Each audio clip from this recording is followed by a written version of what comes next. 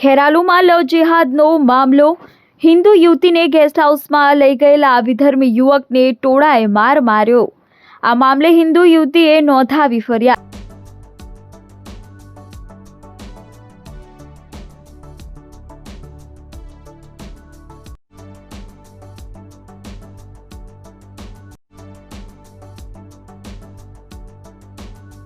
વિધર્મી યુવકે રાહુલ પટેલ નામના ધારણ કરી હિન્દુ યુવતી સાથે કેળવી હતી મિત્રતા.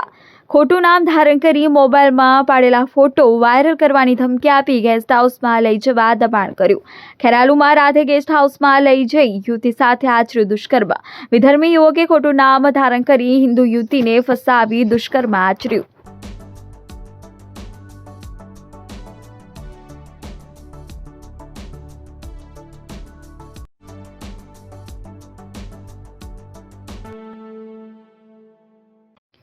હવે એસટી ડેપોમાં પિચકારી મારી અને ગંદકી ફેલાવી તો થશે આકરો દંડ.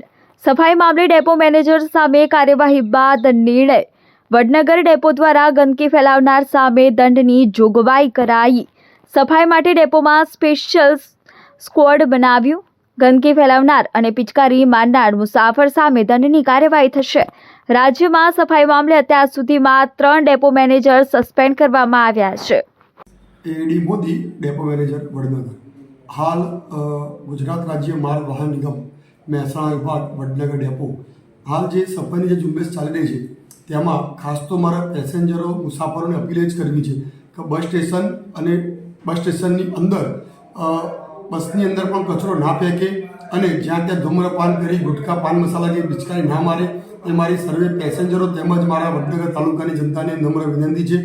અત્યાર સુધીમાં આપણે 20થી વધુ મુસાફરોને ગંદકી કરતા તેમજ પાનની પિચકારી મારતા દંડ પેટે 1000થી વધુ દંડ પણ વસૂલાત કરે છે, જેનાથી આરોગ્યને પણ હાનિ પહોંચે છે અને સરકારી માલ મિલકતને નુકસાન થાય છે. અને જાહેર જગ્યા ઉપર બધાને જ ખબર છે કે ધૂમ્રપાન કે કચરો ના કરવો તે કલમ નંબર 4ની જોગવાઈ મુજબ દંડને પાત્ર છે. તો બસ મારી ફરી એકવાર વડનગરની તાલુકાની તમામ જનતાને નમ્ર વિનંતી, તમામ મુસાફરોને નમ્ર વિનંતી કે બસ સ્ટેશન અને બસની અંદર કચરો ના કરે. દરેક જગ્યાએ આપણે ડસ્ટબિન મૂકેલા છે, તો ડસ્ટબિનમાં જ કચરો નાખીએ તેવી નમ્ર વિનંતી. જય ભારત. કડીમાં વાલીઓ માટે લાલબત્તી સમાન ચિંતાજનક ઘટના ઘટી. રમતા રમતા 7 વર્ષીય બાળક પેન્સિલ ગળી ગયું. 5 સેન્ટીમીટર લાંબી પેન્સિલ ગળી જતા બાળકને તાત્કાલિક હોસ્પિટલ ખસેડાયો. ભાગ્યોદય હોસ્પિટલના તબીબની તપાસમાં પેન્સિલ પાચનતંત્રમાં અટવાઈ હોવાનું ખુલ્યું. તબીબે એન્ડોસ્કોપી પદ્ધતિ દ્વારા સફળતાપૂર્વક પેન્સિલ બહાર કાઢી. સફળ સારવાર બાદ બાળકની तबीयत हाल स्थिर.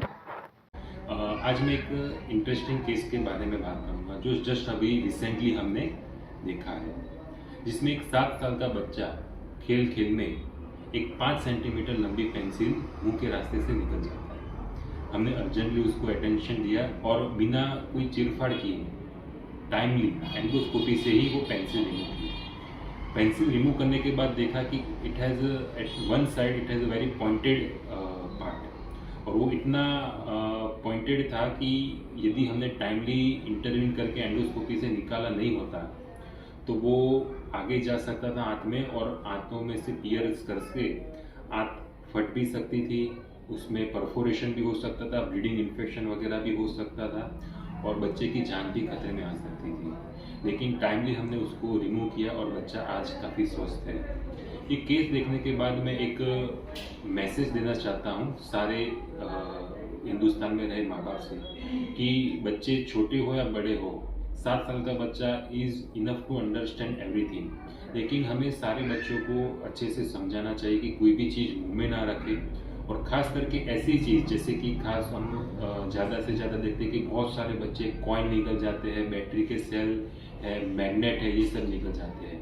और कुछ चीज़ें क्या है कि काफ़ी डेंजरस भी हो सकती है. जैसे ये केस में यदि हमने टाइम से पेंसिल रिमूव नहीं की होती तो उसका जो शार्प पॉइंटेड वन एंड था वो पियर्स हो सकता था, इन्फेक्शन, परफोरेशन, स्टमक में, आँत में छेद भी हो सकता है.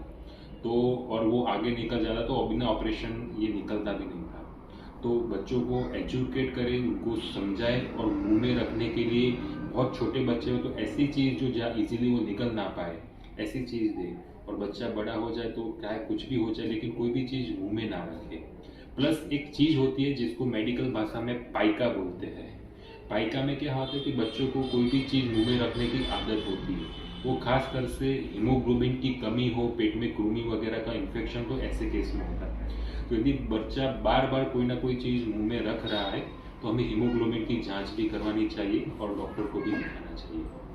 जय हिंद, जय भारत।